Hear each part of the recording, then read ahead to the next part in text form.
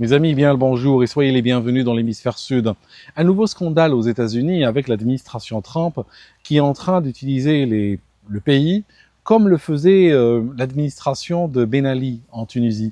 Ben Ali en Tunisie, vous savez, il a dû être viré par son peuple. Eh bien, lui, sa femme, sa belle famille et son entourage étaient en train d'utiliser toutes les institutions du pays pour s'enrichir personnellement et diriger une partie de l'économie vers leur poche, vers leur compte privé et consommer comme ils veulent.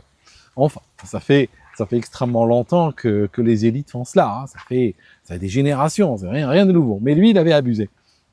Celui qui est en train d'abuser encore de ce privilège, c'est le clan Trump. Alors, je vous raconte.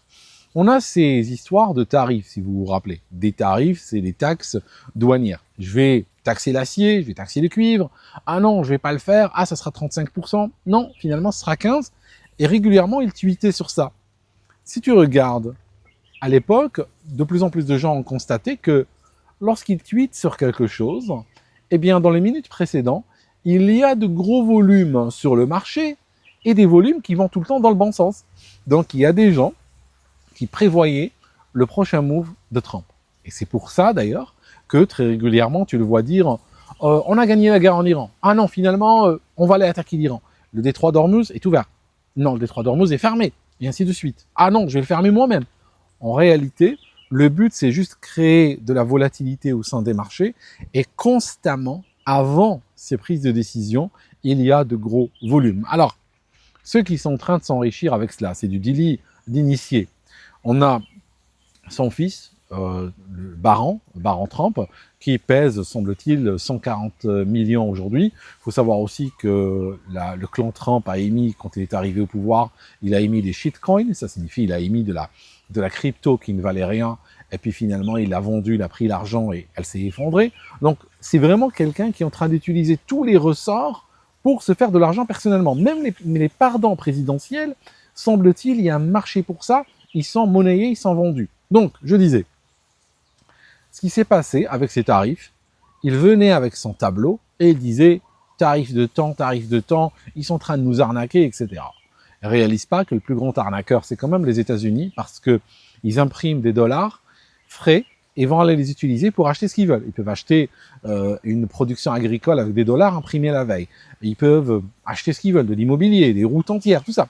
Mais tout le reste de l'humanité n'ont pas cet avantage. Les gens, s'ils veulent acheter quelque chose aux États-Unis, ils ont besoin de trouver des dollars. Ils ne peuvent pas les imprimer. Donc, quelque part, déjà fondamentalement, l'économie mondiale, depuis 1945, est basée sur une grosse arnaque qui favorise les États-Unis. Donc, ce qui fait que parler de tarifs et tout ça, ils sont pas bien placés pour cela. En tout cas, ce qu'il a fait, il a commencé à faire et défaire ses tarifs, ok?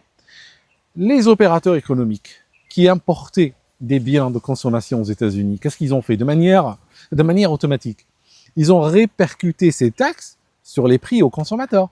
Donc le consommateur du jour au lendemain a vu une augmentation du prix de tout, littéralement. Donc une inflation. Alors ce qu'il a dit Trump, vous inquiétez pas, on va vous envoyer un chèque. On va envoyer à chaque ménage américain un chèque de banque. Voilà, tu vas l'encaisser, on va te dédommager.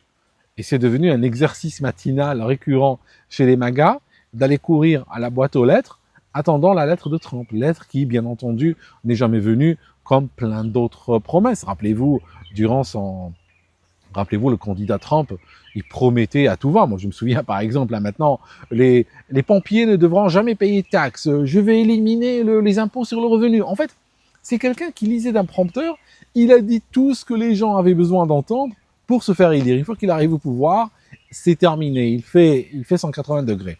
Alors, je te disais, maintenant, il y a une autre arnaque. C'est que, quand il mettait ses tarifs sans arrêt, eh bien, il savait qu'ils avaient un problème légal. Ces tarifs étaient bancals sur le point de la légalité. Pourquoi? Parce que tout simplement, les États-Unis, ce n'est pas une monarchie absolue. Avec Trump à sa tête, et puis portant la couronne, non. Il y a des limites à ce que la présidence peut décider, il y a des limites à ce que le Congrès lui donne comme pouvoir et tout ça. En tout cas, grosso modo, il a abusé de son pouvoir en installant ces tarifs. Ok. Que s'est-il passé? Eh bien, tout en sachant qu'ils sont fragiles, il a continué donc à les instaurer, et en même temps, il y a 166 milliards qui ont été perçus.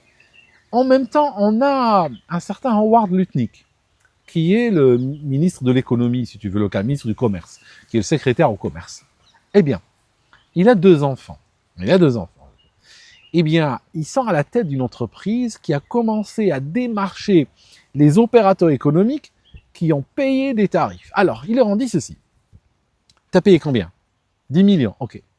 Nous, voilà ce qu'on va faire. On va te proposer 1 million. On te signe maintenant un chèque. Tu prends 1 million. Et par contre, si jamais il y a un remboursement un jour, si jamais ces tarifs étaient annulés, on ne sait pas, ça peut arriver, ça peut ne pas arriver. Mais si ça arrive et que ces tarifs sont annulés, nous on prend tout. Donc on t'achète les 10 millions pour 1 million. Donc ils ont commencé à partir à droite à gauche et acheter. Signer des chèques et acheter. Donc, les opérateurs économiques, eux, de toute façon, l'argent, ils l'ont récupéré chez le consommateur. Ils l'ont déjà récupéré, parce qu'ils l'ont répercuté. Quelqu'un vient leur donner 20 centimes par dollar ou 10 centimes par dollar qu'ils ont payé. Je vais dire, pourquoi pas, quoi. D'accord? Ils ont accepté les chèques. Donc, la compagnie des enfants du secrétaire au commerce s'est retrouvée avec énormément de papiers qui peut être valorisé si jamais les tarifs s'effondrent. Eh bien, voilà ce qui se passe. La Cour suprême des États-Unis invalide la légalité des tarifs. Elle dit que ces tarifs ne sont pas légaux du tout. Ça signifie que Trump a outrepassé ses droits, il a fait n'importe quoi en instaurant ces tarifs. Donc, ça signifie sont réputés ne jamais avoir existé. Ils n'auraient jamais dû être perçus. Donc, c'est quoi le résultat? Le résultat est ceci. On va faire deux choses. D'abord, on va rembourser tout le monde. Tous ceux qui ont payé des taxes d'importation, on va les rembourser. Et en plus, on leur ajoute même les intérêts par-dessus. Bien entendu, parce qu'on leur a confisqué indûment leur argent, ben on va leur rendre avec un intérêt. Donc, qui va faire de l'argent maintenant? Eh bien, le secrétaire d'État au commerce et ses rejetants. Donc, tu as des rejetants à peine sortis de l'adolescence qui se retrouvent, voilà, à multiplier les petits pains. Donc, ce qui se passe, c'est tout simplement, eux-mêmes, probablement, ils ont emprunté de l'argent aux banques. Donc, c'était de l'argent qu'ils n'avaient même pas. Ils savent, dès les initiés toujours, ils savent que ces tarifs sont en train d'être imposés indûment et qu'ils vont s'effondrer. Hein, sont proches de la Maison Blanche, ils savent ce qui se passe, tout ça. On est purement dans le délit d'initié. Et après, ils vont acheter les droits de remboursement. Donc, ils parient sur le fait qu'un jour, il y aura un remboursement. Et comme par hasard, quelques mois plus tard, ben voilà. Donc là, si tu veux, on est en train de voir, encore une fois, rien de nouveau. Ça a été fait par Ben Ali, c'est fait par Trump, mais ça a été fait par tout plein depuis des générations. Sauf que là, ça commence à se voir. Pourquoi? Je lisais l'autre jour un livre de Vladimir Lénine et il expliquait justement les phases par lesquelles passe le capitalisme. Il parlait par exemple de la phase de l'impérialisme. On a tous étudié dans les cours d'histoire l'empire espagnol, l'empire britannique, l'empire machin. Tous ces pays ont eu des possessions coloniales, des dominions, des machins, et ils ont eu un empire. D'accord, c'est excellent. Les empires se sont effondrés. Ça veut dire qu'aujourd'hui, l'empreinte impériale du capitalisme est plus faible que ce qu'elle l'était il y a un siècle, par exemple. Mais c'est pas fini, c'est pas tout. Il y a par exemple, je sais pas moi, tu regardes l'Irak, jusqu'à maintenant, il est sous domination impériale américaine. L'Irak, quand il vend son pétrole, c'est pas lui qui est payé. Le paiement va à la Fed à New York. Après, l'Irak fait la liste de ce qu'il veut comme produit, ce qu'il veut acheter, ses besoins en argent. Et puis, la Fed lui envoie un avion plein de cash, plein de dollars, tu vois. Donc, il y a encore des restes, des reliquats d'impérialisme. Mais les pays aujourd'hui du monde se défendent, bien entendu. Ils repoussent ces attaques impérialistes. Donc, qu'est-ce qui se passe? La prochaine phase, décrite extrêmement clairement dans ce livre, c'est la phase de la comment on appelle ça? Attendez, j'étais en train de le lire en anglais. C'est le parasitisme, voilà. C'est la phase du parasitisme. Ça se dit aussi parasitisme en anglais, figure-toi. Donc, le parasitisme, c'est cette phase que nous vivons aujourd'hui. Ça signifie que le parasite décide de tuer la bête. Aujourd'hui, on rentre dans une logique d'extraction. C'est plus je prends ce champ et je décide de prendre, voilà, je prends par exemple le 20% de ce champ. Non, c'est plus ça maintenant. À la féodalité, c'était 20%. Hein. La féodalité, si tu es à l'époque, la féodalité, si tu travailles dans ce champ, c'est pas ta terre. Elle appartient à un seigneur féodal. Et puis, ce qui se passe, c'est que toi, tu bosses sur ce champ. Ici, on a de la canne à sucre. Elle sert à fabriquer du sucre et du rhum et tout ça. Eh bien, tu donnais 20% au seigneur féodal et puis 10% à l'église. 70% était à toi. Tu vois, c'était pas si mal que ça, finalement, la féodalité par rapport à aujourd'hui. Aujourd'hui, tu gardes pas 70% et la TVA était zéro. Il n'y avait pas de taxe sur la charrette qui roulait, tu vois. Donc, je te disais, après, on a évolué vers des systèmes avec de plus en plus d'extraction. Hein. Aujourd'hui, dans un système capitalistique normal, sur un champ pareil, tu gardes le 20% et puis on te prend le 80% restant. On te le prend par plusieurs couches successives. Il y aura une taxe sur la terre, une taxe sur le revenu, une taxe sur le carburant, une taxe sur la machine que tu utilises, la TVA, machin. Tu vas acheter une maison, il y aura une taxe, il y aura des frais de notaire, des frais de timbre, des frais de machin, même des frais de succession quand tu meurs. Et tu réalises que il y a bien 80% qui est prélevé par l'État. Et avec le parasitisme, justement, c'est le 20% restant. C'est le parasite qui décide de prendre tout ce qui reste. Ok, j'étais gentil jusque-là, maintenant je veux tout pour moi. Tout pour moi, rien pour les autres. 100%, je le prélève, après tu crèves si tu veux, c'est pas grave. Pourquoi le seigneur féodal laissait 70% aux serfs? Pourquoi il leur laissait 70%? Eh ben parce qu'il voulait que pendant toute sa vie, ils puissent profiter du 5e de leur récolte, toute sa vie. Et que quand il meurt, ses enfants héritent de cette succession, et puis que, voilà, eux aussi continuent comme ça. Donc, le seigneur féodal, finalement, avait une meilleure conscience de la pérennité.